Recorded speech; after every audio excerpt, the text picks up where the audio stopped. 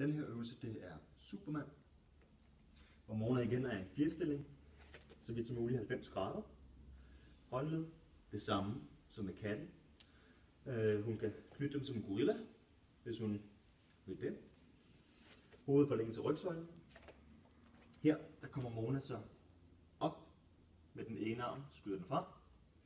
Nu højere Mona løfter armen, nu højere belastning får hun, og kommer lige så stille ned igen.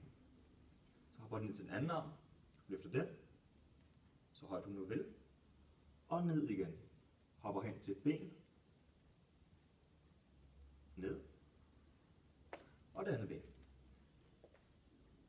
Nu højere Mona har benet op, nu mere belastning. Så kan Mona køre den i en cirkel. Ikke at hun behøver, ikke hun skal gøre det lige nu.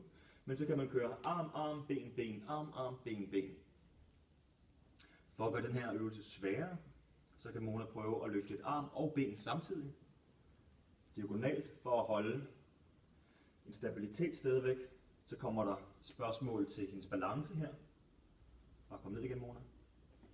Det samme kan hun gøre med den anden akse selvfølgelig her. Nu højere op, nu sværere er det. Kom ned igen. Gør den øvelse sværere, så kommer hun op på tær. Sådan her. Og bare prøv at løfte en ene. Kom op her og ned. Kan igen køre en cirkel.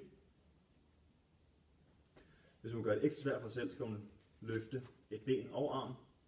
Samtidig så er der virkelig noget til balancen her. Bare kom ned, Mona. Det er det.